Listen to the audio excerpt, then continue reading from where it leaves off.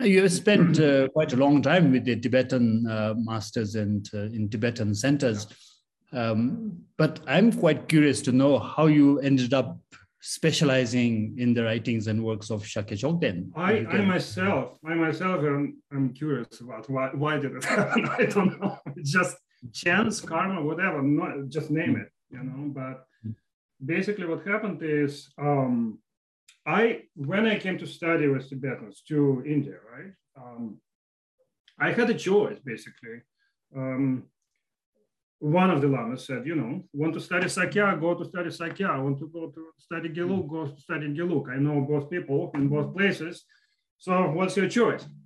And somehow I thought, let me try Gelug first. I don't know why. And so I ended up studying for 6 years at the Institute of Buddhist Dialectics, you know, Tsenilabta, right, in Dharamsala. Dharamsala in northern India, where, you know, the Tibetan government of exile is, and lots of Tibetans live there. And it was very, very fruitful, very, very helpful. And obviously I was studying things like, you know, logic and, you know, Maitreya commentaries on Prajnaparamita Sutras and basic stuff, you know. And of course, Tsongkhapa's works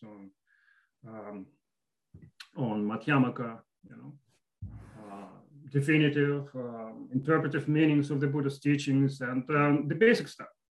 But then at a certain point, I sort of started questioning some ideas about what I have learned about emptiness, what I have learned about interpretation of Madhyamaka, interpretation of Yogacara, interpretation of the Buddha nature for that matter, right?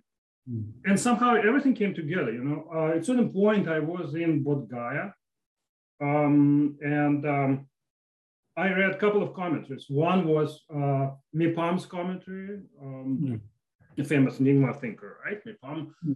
His commentary on, I think it was Norbu Ketaka, the commentary on the wisdom chapter that goes into refutations, of course, of some of the Gelug views. And then also Gorampa's commentary, Tavashenje, differentiating the views. That also goes into refutations of Tsongkhapa on the one hand and Dolbopa on the other hand. And basically, my mind somehow opened to all this huge field, very interesting field of Tibetan polemics on the nature of reality, Buddha nature, contemplative practices, and whatnot, just name it, right? Anything you want to say will be challenged by someone else, right? In another tradition, somewhere, right? And so I got really interested in that. And right then, I met very, very nice Lama, Khenpo Kyungga Wanchuk, who was the head Khenpo abbot teacher of Dzonsar Institute. He was just circumambulating the Mahabodhi temple there, and I started asking him different questions. And he said, "Yeah, if you want to study Sakya stuff, just come to Dzonsar, and we'll give you food, room." And I ended up just going there. And so I went to Bir. Bir is a place few hours away from Dharamsala.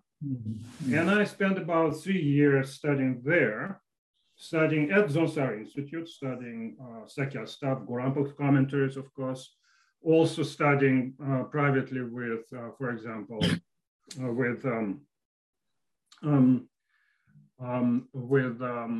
Khenpo Kyungga Wanchuk, studying the 3 types of vows by Sakya Pandita, Gorampa's Donsung Kakon, the supplementary writing on the 3 types of vows that goes into the topic of the Buddha nature, right?